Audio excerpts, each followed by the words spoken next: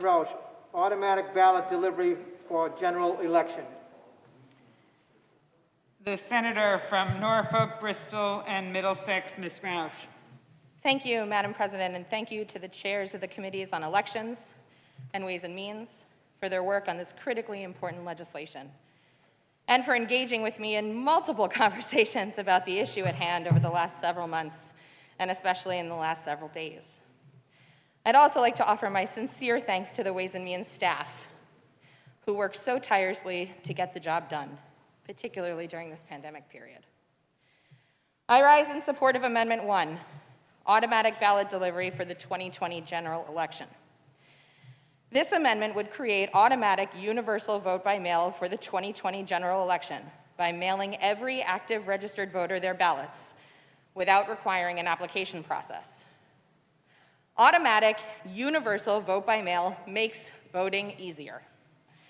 Our democracy is stronger and works better when more voices are heard. By automatically delivering a ballot to every active registered voter, we can tear down unnecessary barriers to exercising the right to vote. Every extra step we add to the process, including completing and returning an application to vote, adds another layer of complexity and places another burden on the voter. And universal vote by mail isn't just easier for voters, it's easier for our local election officials too. An opt-in vote-by-mail system creates additional bureaucracy for our clerks to manage. Automatic vote-by-mail is administratively simpler and more efficient. That makes it more likely that the system will work, and every eligible citizen will be able to safely cast their vote from home in the midst of a global pandemic.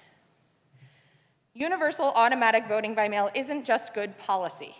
It's also one way to begin addressing persistent structural racial inequity in elections access.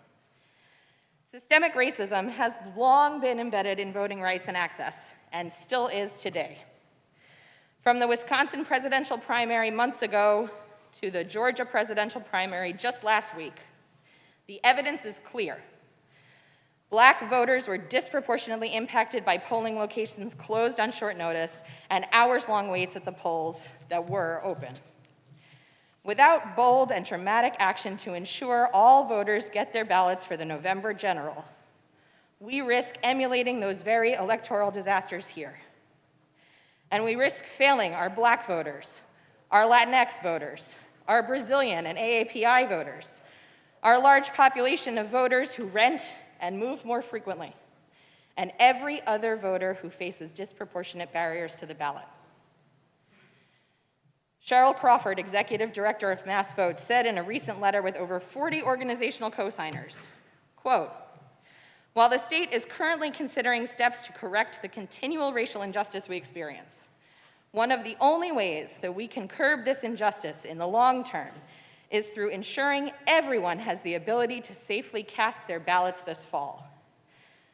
Though the state must take many steps to make this possible, one of the greatest steps they can take is to automatically mail voters their ballot for the November general election."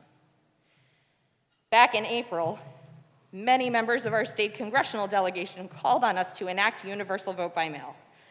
Congresswoman Ayanna Pressley said then, "We know the status quo is not going to save us. Even before this pandemic, far too many people were disenfranchised." Government mail does not reach people evenly and does not yield equitable response rates. Take the current census as an example. Cities like Brockton and Chelsea, already the hardest hit by COVID-19, have only 2/3 or perhaps half the response rates of predominantly white suburban areas. We know that mailing applications will yield fewer responses and thus less access to mail-in voting in our Commonwealth's communities of color. Our experts also know that automatic vote by mail is the best policy. During the committee process on this and several bills, every elections advocate promoted legislation to automatically mail ballots in the general election. Our city and town clerks work extremely hard. They will do everything they can to make these elections run smoothly and ensure everybody gets to vote safely and securely. But our own clerks have expressed concern about the sheer volume of work they expect will need to be done in order to properly process the ballot applications, and their concerns are well-founded. In the special elections held last month for our 2 new colleagues, voters in record numbers chose to vote by mail. According to a recent article by Shira Schoenberg in Commonwealth Magazine, clerks say if a similarly large share of voters cast ballots by mail in a presidential election, where total turnout will be much higher, processing that volume of mail will be nearly impossible. In the 2016 presidential election, 3.38 million Bay Staters cast ballots. So if turnout is similar and 40% vote by mail, that would mean more than 1.3 million mail-in ballots. Double that number to get the amount of mail our clerks will need to receive and process, given both ballots and applications. And that's just one election, not 2, which is what we've got between the primary and the general. In that same article, one clerk said, quote, "I don't think I've ever in 16 years as a town clerk been as concerned about an election as I am about the November election. Given the volume of mail-in requests that we're likely to receive, I'm very concerned it's going to overwhelm the system as it currently works in Massachusetts." Another clerk said he's retiring now, partially because he does not want to run the November election after a, quote, "horrible experience with the special election last month." Other states have seen their opt-in vote-by-mail systems fail. In Georgia's presidential primary last week, they had 1.2 million absentee ballots, compared to just 37,000 in the 2016 primary. The system wasn't prepared, and as a result, some voters never received requested ballots, and some even received defective ballots, including former gubernatorial candidate Stacey Abrams. Wisconsin's April election made headlines for many failures. Their opt-in system ultimately left thousands of voters stuck between disenfranchisement and risking COVID-19 transmissions. Official figures show that approximately 9,000 requested ballots were never sent, and thousands more were sent too late to be used. Data suggests that hundreds of people were exposed to COVID-19 while working at the polls or waiting in line to vote. In some jurisdictions in Pennsylvania's primary, requests for absentee ballots increased a whopping 1,000%. But even after a judge extended the deadline, since many voters had requested but not received their ballots, 6,000 ballots went out literally the day before the election, and another 400 requested ballots were not sent at all. The list goes on and on and on. There have been similar reports from Indiana, New Mexico, South Carolina, and West Virginia. It's the same story every time. Overwhelmed clerks, backlogs of paperwork, undelivered ballots. You've probably heard about some of these election fiascos, but you might not have read about Montana. For Montana's presidential primary, their state secretary made one simple and easy switch. He mailed absentee ballots to every active registered voter. It didn't take years to implement, and the election did not descend into chaos. In fact, the result was the exact opposite: a smooth election and record turnout. So we know it's possible. It's possible to do universal automatic mail voting right. And we know how grave the consequences might be if we get all of this wrong. We can't afford to fall short. This is one of the most critical election cycles in our history as a nation. But even if it weren't, free, fair, open, and safely accessible elections are a cornerstone of our democracy. We must not sacrifice it, and we must not let COVID strip it away. In fact, we must do the opposite. We must do everything in our power to enfranchise voters, all voters, and we must do it right now. I've been fighting for election reform to advance access to the ballot since before I was sworn in as a member of this chamber, and I'll continue to fight for comprehensive election access in the future. This amendment is good policy, not just for the upcoming general election, for all elections. But we will not be adopting this policy today. And it's important to say why. Our chief elections official simply will not make it happen. There's a baseline truth here. However strong the merits of this policy may be, we cannot successfully implement universal automatic mail-in voting for the 2020 primary and general elections without a top elections official dedicated to getting it done. We do not have that. Let's consider some of the history in order to better understand how we landed here. Back in 2002, nearly 2 full decades ago, Congress passed the Help America Vote Act, also known as HAVA, a landmark piece of federal legislation designed specifically to provide funding to states to improve elections infrastructure. In the first 2 years after HAVA passed, Massachusetts received tens of millions of dollars in funding. Between grants and interest, our Commonwealth has received more than $70 million in HAVA funds, and that's just under one section of the act. Guess how much the Secretary has spent? Less than half. We are sitting on more than $40 million in federal funds that could be used now and could have been used over the last decade to improve our elections technology. Perhaps to upgrade the technology used for the Central Registry of Voters or clean up the voter rolls. Nearly every other state in the union has spent all or the vast majority of their original HAVA grants. But instead of promoting equitable access to the ballot, that money sits stagnant, just like some of our elections infrastructure. Fast forward a decade after HAVA was enacted to 2012, the advent of the Electronic Registration Information Center, known as ERIC. ERIC is a voluntary multi-state partnership that uses sophisticated and secure data matching software to improve the accuracy and efficiency of state voter registration systems, and, in turn, the voter rolls.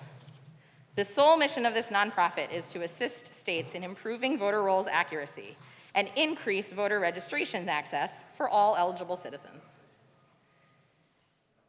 There were 7 inaugural pioneering member states: Colorado, Delaware, Maryland, Nevada, Utah, Virginia, and Washington. Massachusetts didn't join.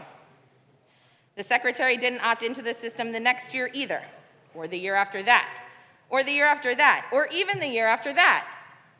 In fact, although this very body expressly directed the Secretary to join ERIC in 2018, we still aren't a member.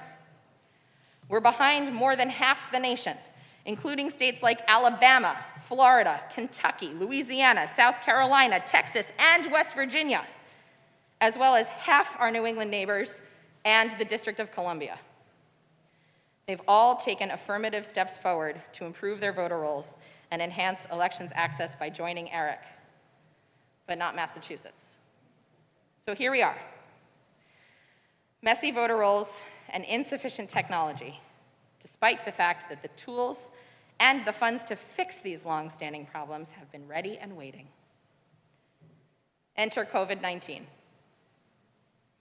Back in March, when it became readily apparent that this public health crisis would continue into the fall and thus impact our statewide elections, one of the first things I did was start crafting the 2020 Vote by Mail Act, one of the bills giving rise to the legislation we debate today. I filed that bill 2 months ago. Many of us knew that we would need robust election reforms now to ensure that people would not be forced to choose between their health and exercising their constitutional right to vote. Strong leadership from our state's top elections official at the onset of COVID-19 would have included immediate strategy meetings and solicitation of public input to figure out how to expediently fix the problems that have plagued our election systems and get ballots directly into the hands of voters without overburdening our clerks. Strong leadership would have included a comprehensive outreach campaign to restore to active status those voters who had been erroneously shifted to inactive status. Strong leadership would have included direct conversations with advocates for historically disenfranchised voters to devise good and viable solutions. We got none of that. Instead, we got a pledge to file a bill, which was in fact never filed. That pledge did, however, delay by several weeks the hearing on the bills already in play, in a moment when time is so clearly of the essence. The Secretary did not appear to testify at that hearing. We got a request to consolidate power by giving the Secretary sole authority to postpone an election, which the legislature did not grant.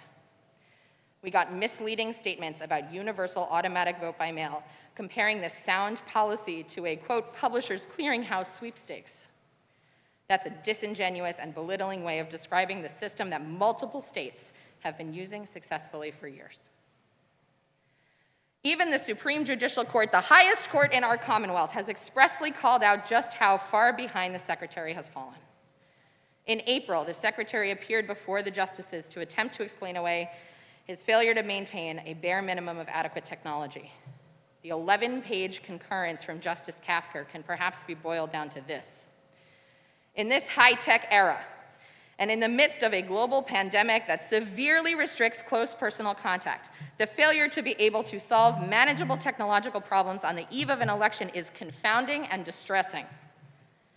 At a time when we need to be fundamentally rethinking what must be done in person and what can instead be done electronically, our electoral process seems dangerously unequipped to adapt to a new paradigm. Further, Justice Kafker felt, and I quote, compelled to emphasize that those responsible for our election process must have the necessary tools to quickly adapt to the current pandemic and future crises to follow.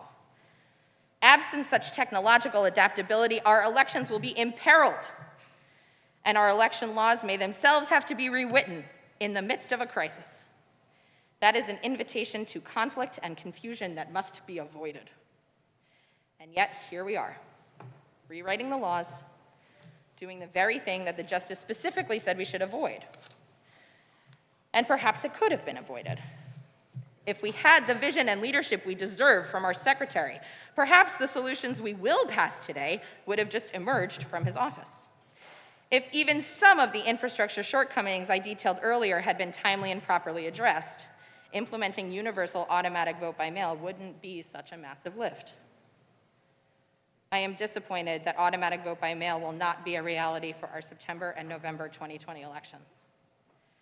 I know this sentiment is shared by several others in this chamber, along with MassVote, AARP, the ACLU, MassPIRG, Lawyers for Civil Rights, the NAACP, the Chelsea Collaborative, MIRA, and dozens more organizations and activists, let alone hundreds, if not thousands, of our constituents.